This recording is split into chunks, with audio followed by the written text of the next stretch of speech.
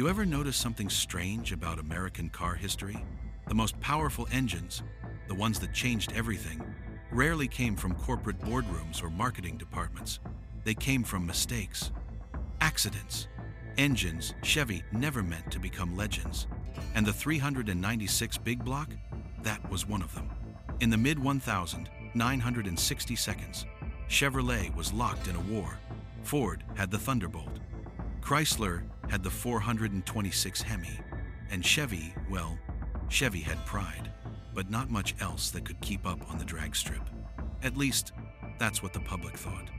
But deep inside Chevrolet's engineering labs, behind steel doors and hush-hush internal memos, GM had created something they didn't want anyone asking too many questions about. A compact, brutally strong, torque-heavy big block that wasn't supposed to exist. The L78-396 was originally intended for one purpose: satisfy corporate paperwork and meet factory requirements. It wasn't meant to be a performance engine. It wasn't meant to embarrass the competition. It wasn't meant to become the heart of American drag racing for a generation. Chevy just needed something, anything, to legally fit into the new big block category to keep their mid-size cars competitive. That's all. Slide it into the Chevelle, stamp a marketing line on the brochure, and move on. The problem? The engine was too good, too efficient, too tightly built. Too much raw potential in the combustion chambers. It wasn't supposed to rev like that. It wasn't supposed to handle that much compression. And it definitely wasn't supposed to survive the kind of abuse drag racers were about to put it through. Chevrolet panicked. If word got out that the 396 could be tuned into a monster, it would disrupt their entire marketing strategy. The 427 was supposed to be the big hero. The 454 was the future. The 396? That was supposed to be a placeholder. So they downplayed it. Soft numbers, no big advertising push, minimal performance claims, just a quiet engine on paper. But in the garages, barns, and backyards of America, someone noticed. A man with thick glasses, a crew cut, the posture of a machinist, and the brain of an engineer born 20 years ahead of his time. A man who didn't care what corporate said. A man who didn't listen to marketing brochures. A man who trusted dynos, not executives. His name was Bill "Grumpy" Jenkins. And the moment he tore down a 396, inspected the bore spacing, measured the deck height, and studied the chamber design, he froze. He knew exactly what he was looking at. "This thing," he muttered under his breath, "shouldn't exist." And he smiled, that quiet, dangerous smile only true engine wizards have, the smile of a man who just found a weapon. Drag racing was about to change, not because Chevrolet wanted it to, but because Bill Jenkins refused to let this engine stay hidden. The first time Bill "Grumpy" Jenkins laid eyes on a 396 block, it wasn't in some Chevrolet executive meeting. It wasn't on a polished showroom floor. It wasn't even in a clean engine lab. It was sitting on a greasy wooden pallet in the corner of a Pennsylvania machine shop, half covered in dust, as if Chevrolet themselves wanted to hide the thing from the world. Most mechanics glanced at it and shrugged. Just another Chevy big block, they thought. A 402 bored down, a mid-sized compromise, nothing special. But Grumpy had an instinct for engines, the way old sailors have instincts for storms. He didn't see what the brochure said it was. He saw what it could be. He rolled the block toward his bench, wiped it clean with an old shop rag, and stared at it with the silent intensity of a man reading a secret written in metal. Right away, something felt wrong. Not wrong as in broken, wrong as in, why would Chevrolet build this? The bore spacing was tighter than a typical big block. The bottom end was stronger than necessary for a mid-power V8. The deck height gave room for serious compression. And the combustion chambers, oh, those chambers. Jenkins ran his fingers across the castings and smiled. "It's overbuilt," he whispered. A dangerous compliment coming from him. See, Chevy designed the 396 for one purpose: fill a category. But the engineers, those unsung heroes locked in the basement rooms of Detroit, had accidentally built something with far too much potential. This engine was a contradiction, a modest displacement with heavyweight durability, a factory motor built like a racing block, a quiet workhorse with the bones of a champion, and Chevy desperately hoped nobody would notice, but Jenkins noticed everything. He stripped the engine down piece by piece, laying each component on the bench like an archaeologist uncovering artifacts from a lost civilization. The heads, restrictive at first glance, but begging to be ported. The valves, better materials than advertised. The cam profile? Mild, yes, but mild is what tuners dream of. You can't fix overly aggressive factory cams, but you can turn a mild one into a monster. And the bottom end? He tested the crank for flex. It barely moved. It didn't make sense. Why would Chevy build a bottom end this strong if they didn't want horsepower in the first place? Jenkins leaned back, crossed his arms, and said the words that would define his next decade. This is the engine they never meant for you to see. He knew Chevrolet corporate politics. He knew how GM balanced marketing and racing. And he knew without a doubt that someone high up didn't want this engine becoming famous. So Grumpy made a decision that changed drag racing forever. He was going to take this accidental big block, this hidden engine, this ignored little 396, and turn it into something that would terrify Ford, humiliate Mopar, and blow the doors off anything Chevrolet officially endorsed. He didn't ask for permission. He didn't wait for Chevrolet's blessing. He didn't care about corporate strategy. He cared about speed. He cared about truth. He cared about the machine. And he was about to show the world exactly what Chevy tried to hide. Bill Jenkins didn't rush the 396 onto a drag strip. That wasn't his style. He didn't believe in luck, miracles, or let's see what happens. He believed in process. Every legendary racing mechanic has a temple, and for Jenkins, that temple was his cluttered Pennsylvania workshop. Stacks of cylinder heads on one side, camshafts on the other, the faint smell of cutting oil in the air, and a row of Dino sheets taped to the wall like trophies. This was where the truth was forged. He started with airflow. If an engine can't breathe, it can't live. So he ported the factory heads, not lightly, not casually, but with the kind of precision a sculptor uses on marble. Chevy had given the 396 narrow intake runners, but Jenkins saw that as an invitation, not a limitation. He reshaped the runners, enlarged the bowls, and smoothed the short side radius until they flowed like polished river stone. Then he blueprinted the entire rotating assembly, balancing it until it spun smoother than any factory engineer would dare allow. And every night, long after the sun went down, neighbors could hear the steady hum of the dyno echoing through the walls. At first, the numbers were modest, then promising, then shocking. Horsepower climbed, torque grew. Stress tests failed to break the bottom end, and that's when Jenkins stopped and stared at the sheets. This wasn't supposed to happen. Chevy had written this engine off as a stepping stone, a placeholder, a temporary solution to paperwork. But with every pull of the dyno, the truth became clearer. The 396 was a sleeping giant. A big block with small block reflexes, a torque curve that shouldn't exist, a set of internal measurements that felt like they came from a skunkworks project, something built by rebellious engineers who were too proud to cut corners. Jenkins had seen a lot of engines in his life. Ford big blocks, Mopar Hemis, even early Pontiac race motors, but none of them felt like this. This engine wanted to be pushed. It wanted more RPM. It wanted nitro. It wanted abuse. And Jenkins was more than willing to give it what it wanted. He dropped the motor into one of his test cars, an unpainted Frankenstein of a machine with mismatched panels and a roll cage welded together from leftover tubing. It didn't look like much, and that was the point. Appearances didn't win races. Engineering did. He brought it to a small Outlaw strip late at night, long after sanctioned events were done. The kind of place where no one asked permission and no one asked questions. A few local racers gathered around as he opened the hood. Someone spit out their coffee when they recognized the block. "That's a 396, the man whispered. "Nobody runs those. They're nothing special." Jenkins cracked a rare smile. "Not this one." And when he fired it up, when that big block roared to life, with a throttle response sharper than any factory Chevy ever built, the crowd went dead silent. The engine Chevy tried to bury was finally awake, and the Dragstrip was about to feel it. The air was cold that night.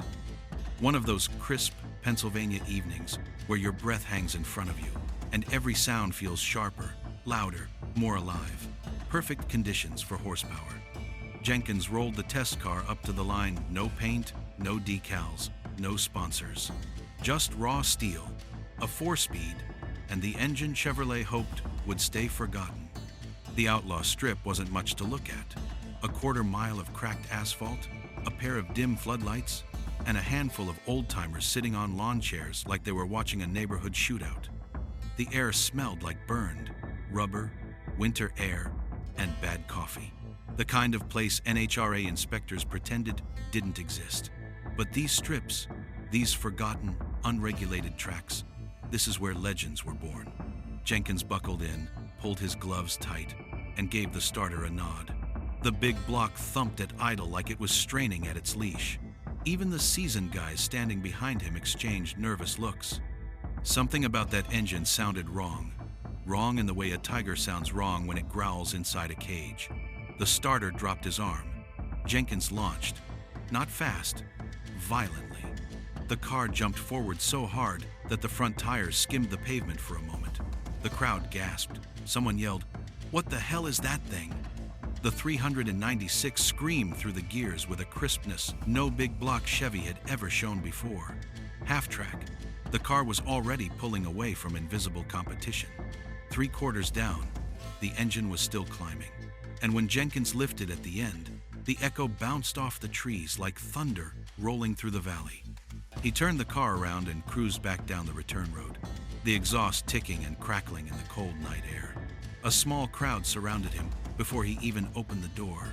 "What'd you do to that motor?" "That ain't no stock Chevy. Sounded like it was ready to tear itself apart. You hiding nitro in there?" Jenkins swung his legs out of the car, grabbed his notebook, and didn't say a word. But the smirk on his face said everything. One of the old guys crossed his arms. "That ain't right. Nobody gets a 396 to run like that. Those things are for Chevelles and family cars." Jenkins just nodded. Maybe Chevy built more than they meant to. And with that, he packed up and left no bragging, no chest thumping, no celebration. Just numbers in his notebook and a block of steel that had proven its point. Word spread fast. Not through magazines or corporate announcements, but through phone calls, diner conversations, and whispers in machine shops. "There's a guy in Pennsylvania, got a 396, running like a Hemi." Racers who swore by Mopar started asking questions. Ford guys got defensive before they even saw the engine. And Chevrolet loyalists? They didn't know whether to feel proud or betrayed. Because if a lone mechanic working in a cramped workshop could unlock this kind of power, what else was Chevrolet hiding? The 396 had spoken. And drag racers across America were about to listen. By early spring, the whispers had become louder than the engines themselves. Every drag strip east of the Mississippi had the same story floating around the pits. Some Chevy guy in Pennsylvania found a way to make the 396 outrun Hemis. No, man, it's not just fast. It's unnatural. I heard he blew the doors off a 427 Ford without even shifting at 7,000. And the funniest part? Nobody believed the official Chevrolet numbers anymore. The factories kept insisting the Mark IV big block was a mild, conservative engine built for station wagons, muscle cars, and spirited street driving. Nothing more. Corporate press releases were dry, boring, measured. They talked about durability, longevity, fuel economy. But drag racers don't care about brochures. They care about what happens at the stripe. And what was happening at the stripe didn't match the company line, not even close. At Chevrolet Engineering Center in Warren, Michigan, engineers started receiving odd reports from test tracks. Cars running 0.3 quicker than expected. engines surviving RPMs far above Chevrolet's own redline, horsepower numbers creeping dangerously close to the Hemi territory.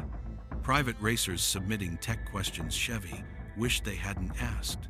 Something wasn't adding up. Then the first phone call came in. Not to corporate, not to PR, but to the man himself, Vince Piggins, the shadowy, sharp-minded head of Chevrolet's performance operations. The guy responsible for sneaking high-performance cars past GM's anti-racing policies. The same man who got the Z28 approved when GM tried to shut everything down. He picked up the phone and heard a voice from one of his West Coast contacts say, "Vince, you better look into what's happening in Pennsylvania. Someone unlocked the 396, and they're making you guys look like liars." Piggins didn't flinch. He just scribbled a note. 396? Who? Hours later, he had a name on his desk. Bill Jenkins. Piggins already knew him very well. Jenkins had helped Chevrolet with Dino work years earlier. He was sharp, disciplined, tougher than nails, and most importantly, he didn't play games. If Jenkins said the engine was capable of something, then it was capable of it, whether Chevrolet wanted it to be or not. Piggins ordered the internal files. He reviewed the early dyno sheets for the 396. And when he saw the numbers buried deep in drafts, revisions, and internal notes, he muttered something almost nobody at General Motors ever heard him say. "We might have created a monster." Because Chevrolet did test the engine at its real potential. They did know the architecture was far better than advertised. And they did hide it to keep NHRA inspectors, insurance companies, and corporate executives off their backs. But now, thanks to a quiet mechanic with a sharp pencil and a sharper ear, the secret was out. That spring, Chevrolet sent a representative to visit Jenkins's shop, purely unofficial. No letters, no badges. Just a guy in a suit, standing awkwardly near the workbench, hands in pockets, pretending he was just in the neighborhood. Jenkins didn't even look up from his engine stand. "You're late," he said flatly. The man blinked. "Late for what?" "For the truth." He pointed at the dyno sheet lying on the table, still warm from the test cell. The numbers on it would make Detroit sweat. The Chevrolet representative didn't say much. Corporate guys rarely do. They're trained for silence, nod, smile, observe, report back to Detroit. But Jenkins? He didn't care who the guy worked for. He simply stepped aside, wiped his hands, and let the dyno numbers speak. 524 horsepower at 6,800 revolutions per minute. On a 375 horsepower factory engine, untouched bottom end, stock heads, stock intake. This was not supposed to be possible. Chevrolet had published the engine at 375 HP for a very specific reason. Insurance rates, corporate politics, GM's ban on racing, and a little trick they called gentleman's horsepower. Everybody underestimated. Ford did it. Chrysler did it. GM certainly did it. But nobody underestimated this badly. The suit stared at the sheet, then at the engine, then back at Jenkins. How did you get these numbers?" Jenkins smirked. "By reading your own blueprints like you meant them." He walked the rep over to the engine stand and started tapping each component like a teacher, explaining a lesson to a student who never did his homework. "The combustion chambers are better than you think." Tap. "The valve angles are perfect for airflow at high RPM." Tap. "The runners are mismeasured by your own guys. I corrected them." Tap. "And this," he pointed at the camshaft, "this is where the real crime was. You boys built a thoroughbred and then put a dog collar on it." The rep swallowed hard. Because here's the truth. Jenkins didn't discover anything. He simply unlocked what Chevrolet engineers had hidden to avoid corporate consequences. GM never intended the 396 to become a drag racing weapon, but it already was. And now Jenkins had proof. The rep tried to piece together a diplomatic response. "Well, Bill, you have to understand. The official rating." Jenkins cut him off. "I don't care about corporate numbers. I care about real horsepower. And you're sitting on hundreds of horses you don't want the public to know about. The rep said nothing. Jenkins continued. And the racers already know. Word spreading from York to Maple Grove to Cecil County. People think I'm cheating. I'm not cheating. I'm just paying attention, the rep finally exhaled. Bill, Detroit wants to know what you're doing. They're worried. That made Jenkins laugh. Tell them worrying won't help. They built the engine. I'm just using the parts they gave me. He picked up a spark plug, held it between two fingers, and turned it in the light. This is the problem with corporate thinking. You boys design an engine like artists, then sell it like accountants. The rep didn't know how to respond. So Jenkins ended the meeting with a sentence. The drag racing world still repeats today. If Chevy doesn't want this motor to be great, that's too bad, because it already is. By midsummer, the 396 wasn't just a fast engine anymore. Het was in problem. Not for Jenkins, not for the racers, but for two powerful institutions, Chevrolet Corporate and the NHRA. Beide begonnen het zelf te denken. This engine is doing things it's not supposed to do. And the funny part? Jenkins still hadn't touched the bottom end. The crank was stock. The rods were stock.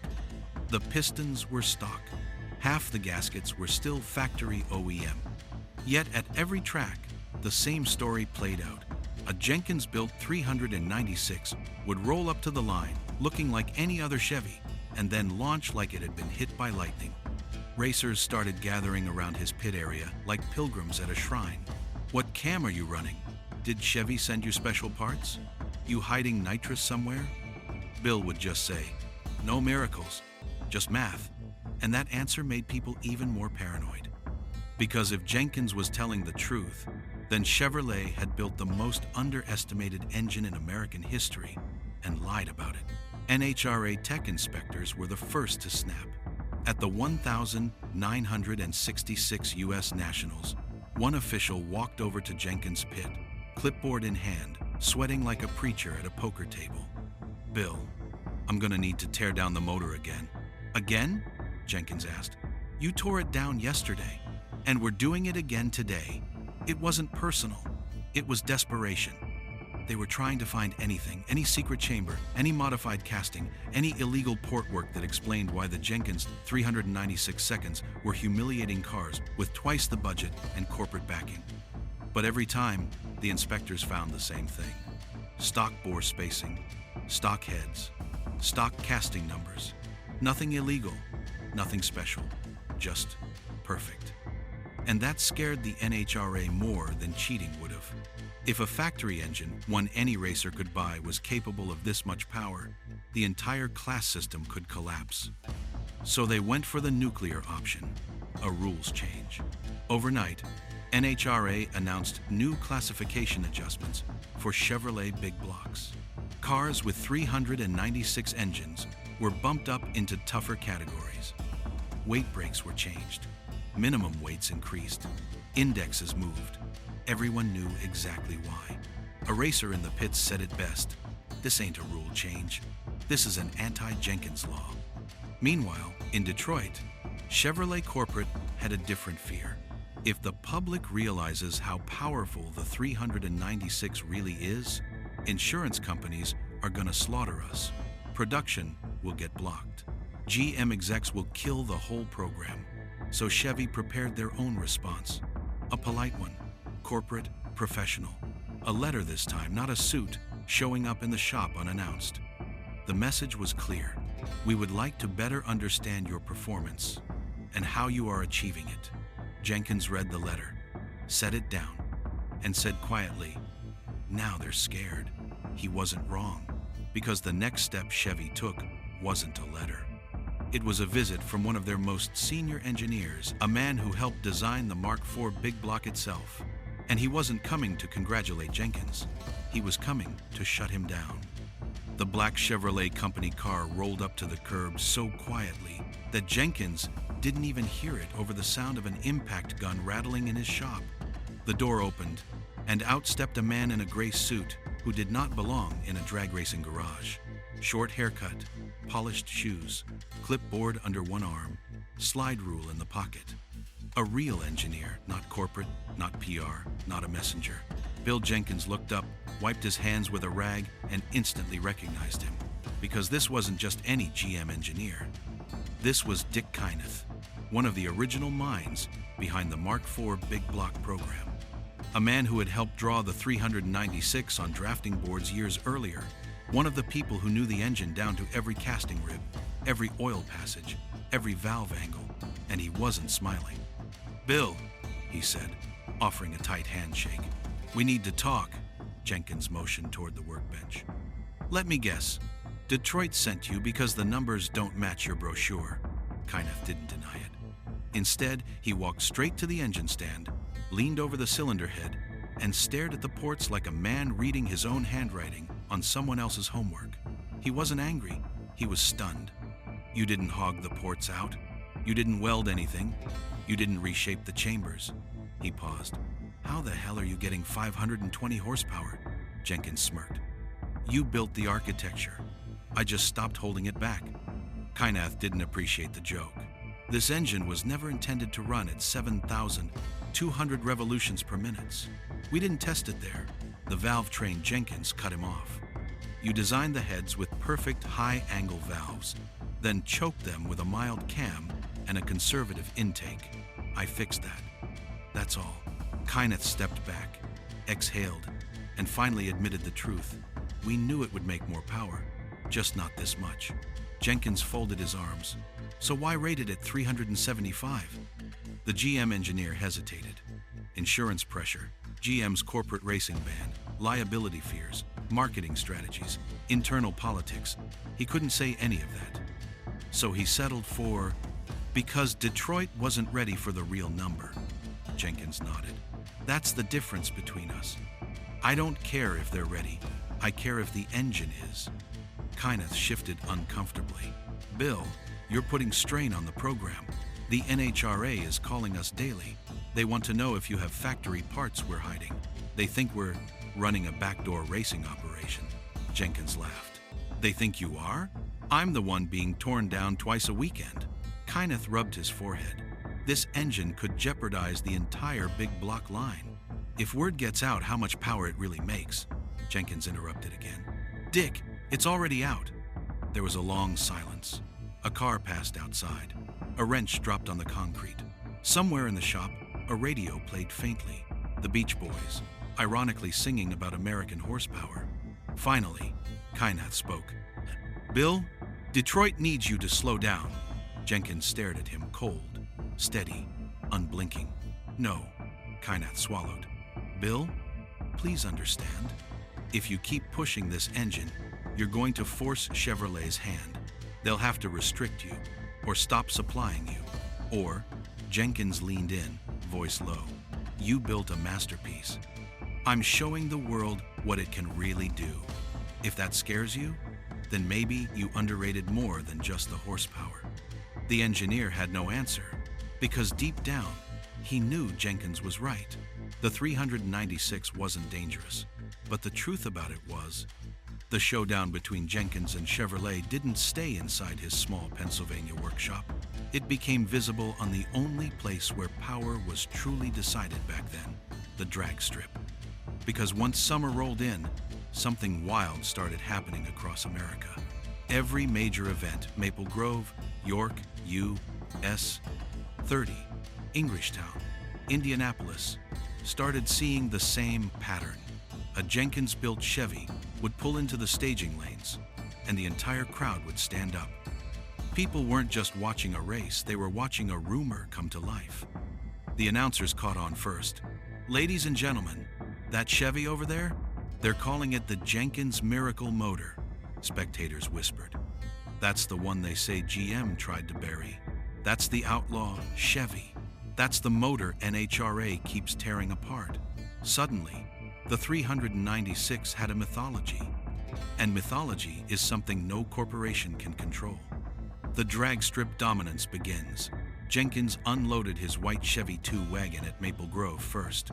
People laughed. A wagon? A grocery getter? Until he fired it up. That engine didn't sound like any 375 horsepower big block. It snarled sharp, angry, high RPM, almost like it wanted to escape the engine bay. Then Jenkins staged, and the car exploded out of the beams like it had been shot from a naval cannon. Low 11 seconds, then high 10 seconds, then mid 10 seconds. Every pass quicker than the last. Ford guys were shaking their heads. Chrysler guys were cursing under their breath. Even the die-hard Pontiac racers, normally cocky, went quiet. Because this wasn't just horsepower. This was domination. And domination creates enemies. NHRA couldn't keep up. After his third run that day, another record-breaking pass, NHRA officials marched toward Jenkins' pit like a SWAT team. "Bill, we're tearing it down." Jenkins didn't protest. He never protested. He simply grabbed his tools, took the engine apart right in front of them, and let the inspectors sweat under the Pennsylvania sun. One tech guy muttered, "I can't figure it out. Everything's legal, but it shouldn't be this fast." Another replied, "Maybe Chevy sent him secret parts." Jenkins looked up. They didn't. 20 racers standing around laughed because everyone knew it was true. Chevy wasn't helping him. Chevy was begging him to stop. A legend is born. By late summer, Jenkins wasn't just winning, he was becoming a folk hero. Old men in the stands would clap him on the back and say, "Show him what a real Chevrolet can do, son." Detroit forgot what horsepower means. You didn't. Teenagers crowded around his pit area with notebooks, trying to peek at his timing marks, his jetting, his cam card. And Chevy? Chevy was drowning. Every newspaper article made the company look like fools for underrating the 396. Every NHRA protest made Jenkins look like a victim. Every rumor made the engine more legendary. Nothing Chevy did could stop it. The 396 had escaped the factory. It belonged to the racers now. By the fall of 1966, the entire drag racing world was split into two camps. The people who believed the 396 was a fluke, and the people who knew that Bill Jenkins had uncovered something Detroit never wanted released. And the problem for Chevrolet? That second group kept getting bigger. The newspapers didn't help. Neither did the racing magazines. Every headline pushed the same narrative. Private racer embarrasses Detroit with underrated engine. The 375 HP Chevy that makes 500 plus? One man says yes. Bill Jenkins outsmarts the factory. At GM headquarters, executives sat in silent conference rooms, staring at those headlines like they were crime scene photos. Because none of this was supposed to happen. GM's strategy was simple. Control the narrative, control the ratings, control the perception. But the Dragstrip doesn't care about perception. It cares about truth. And the truth was simple. The 396 was a monster, a beautiful, raging, mechanical miracle, and Jenkins had set it free. Chevy's last attempt to shut it down came quietly through internal memos, urging dealers not to encourage racing, warning that big block engines were being misused, advising that factory support was limited. Racers laughed at the memos. At that point, nobody believed Chevrolet. They believed Jenkins. GM engineers began sending him quiet, anonymous letters. "Bill, we knew the 396 had potential we couldn't publish. You proved what some of us suspected. Management won't admit it, but we're proud of what you've done." The irony was brutal. Chevrolet had tried to hide the engine's real power, and now their own engineers were praising the man who exposed it. NHRA finally made a decision. After months of failed inspections, rule tweaks, and panic, they did the only thing they could do. They changed the national classification system. Again, cars running a Jenkins-style 396 were pushed into tougher, heavier, less favorable classes. Weight brakes adjusted, index numbers rewritten. NHRA never said it out loud, but every racer knew exactly what happened. The Jenkins rule. But instead of slowing him down, it turned him into a legend. When Jenkins unloaded his Chevy 2 at the next event, a kid leaned toward his father in the bleachers and whispered, "Dad, that's the guy who got NHRA to rewrite the rulebook." And the old man nodded proudly. That's the man who proved Chevy was lying. By late 1966, something extraordinary happened. Chevy fans started buying cars specifically asking, does it have the big block? The real big block? The one Jenkins runs? The myth had become bigger than the truth, bigger than the engine, bigger than the battles behind closed doors in Detroit. You could walk into a dealership in Ohio or Georgia or Missouri and hear men telling the same story. I heard a guy named Jenkins unlock the real horsepower. In garages and speed shops, young mechanics would lean over engines, repeating the same sentence like gospel. If Jenkins can get 525 out of it, so can we.